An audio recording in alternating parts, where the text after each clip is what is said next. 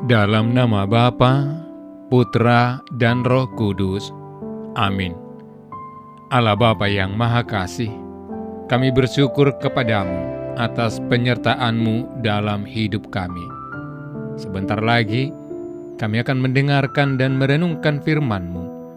Berkatilah kami, agar kami mampu memberi hati dan pikiran kami untuk merasakan kehadiran-Mu dan sapaan-Mu lewat sabda dan renungan hari ini. Dan semoga semuanya itu menjadi petunjuk bagi kehidupan kami dan menerangi kegelapan hati kami. Demi Kristus Tuhan kami. Amin.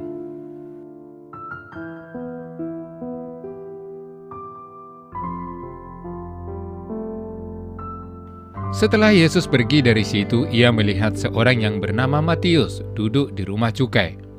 Lalu ia berkata kepadanya, "Ikutlah aku." Maka berdirilah Matius lalu mengikut dia. Kemudian ketika Yesus makan di rumah Matius, datanglah banyak pemungut cukai dan orang berdosa dan makan bersama-sama dengan dia dan murid-muridnya. Pada waktu orang Farisi melihat hal itu, berkatalah mereka kepada murid-murid Yesus, "Mengapa gurumu makan bersama-sama dengan pemungut cukai dan orang berdosa?" Yesus mendengarnya dan berkata, "Bukan orang sehat yang memerlukan tabib, tetapi orang sakit. Jadi, pergilah dan pelajarilah arti firman ini. Yang ku kehendaki ialah belas kasihan dan bukan persembahan. Karena aku datang bukan untuk memanggil orang benar, melainkan orang berdosa." Demikianlah sabda Tuhan. Saudara-saudari yang dikasihi Tuhan, kisah panggilan Matius yang kita renungkan saat ini hendak menunjukkan universalitas kasih Yesus. Artinya, kasih Yesus tidak hanya terbatas pada satu orang atau satu kelompok saja, tetapi juga menjangkau semua orang tanpa batasan apapun. Hal ini pula yang diteruskan oleh Gereja Katolik dalam peziarahannya di dunia. Semua orang harus dirangkul dengan penuh kasih, sebab semua orang berharga di mata Allah. Sama seperti Matius pun juga berharga di mata Tuhan, hingga ia diperkenankan menjadi salah seorang dari rasul-rasul Yesus, bahkan menjadi salah seorang pengarang Injil. Cara Yesus menatap, menyapa, dan memanggil Matius di tengah kesibukannya sebagai pemungut cukai juga hendak menunjukkan bahwa setiap saat Tuhan Allah selalu memanggil kita untuk mengikuti Dia dalam melaksanakan kehendak Bapa di surga. Sikap Matius yang segera bangkit berdiri mengikuti Yesus serta meninggalkan pekerjaannya sebagai pemungut cukai juga hendak menunjukkan kepada kita bahwa kehendak Bapa dan panggilan Yesus berada di atas segala-galanya. Apapun pekerjaan yang kita lakukan, hendaknya selalu seturut kehendak Bapa dan sejalan dalam panggilan Yesus, yaitu panggilan untuk menghadirkan kerajaan Allah di tengah-tengah keluarga kita, di dalam gereja, serta dalam masyarakat kita. Saudara-saudari terkasih, hal lain yang perlu kita perhatikan adalah tanggapan Yesus atas keluhan orang-orang Farisi kepadanya. Yang ku kehendaki ialah belas kasihan dan bukan persembahan, karena aku datang bukan untuk memanggil orang benar, melainkan orang berdosa. Ini bukan saja sedang menunjukkan perutusan Yesus di dunia, tetapi juga merupakan tugas perutusan kita semua sebagai murid-murid Yesus.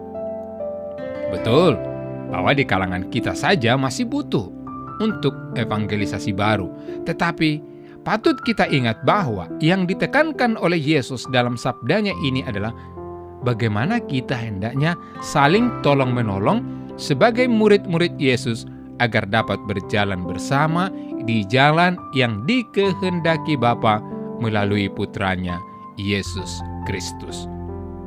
Jika salah seorang yang kita kenal melakukan kesalahan seberat apapun, janganlah kita menyinyir dirinya, apalagi menjauhi dia. Kita justru harus datang merangkul dan menolong dia keluar dari kesusahannya. Ciri khas murid Yesus tidak terletak pada seberapa tajam nyinyirannya, tetapi tampak ketika dia mau merangkul orang yang paling terpuruk dengan penuh kasih. Saudara-saudari yang dikasihi Tuhan, kita bersyukur atas panggilan indah dari Allah yang hadir secara nyata dalam diri Yesus Kristus untuk mengasihi tanpa batas. Kita sadar bahwa kita memiliki kasih yang terbatas secara manusiawi, dan karena itu kita mungkin takut untuk menjadi seperti Yesus Kristus yang mengasihi tanpa batas. Marilah kita mohon rahmat Allah agar kita dimampukan untuk mengikuti jejak Kristus dalam mengasihi tanpa batas kepada semua orang dalam hidup kita sehari-hari. Tuhan memberkati. Ya Allah Bapa, bantulah kami dengan rahmat-Mu untuk dapat mengasihi tanpa batasan apapun, seperti yang diteladankan oleh Putra-Mu, Yesus Kristus, kepada Matius. Amin. Allah Bapa kami, penuntun kehidupan, Engkau telah menuntun Abraham menuju tanah terjanji. Engkau juga menuntun bangsa Israel menuju tanah Yerusalem melalui tangan Musa. Kini kami umat-Mu Keuskupan Padang sedang berjalan bersama dalam sinode Kefikepan menuju keselamatan yang Engkau janjikan dalam diri Putra-Mu, Yesus Kristus.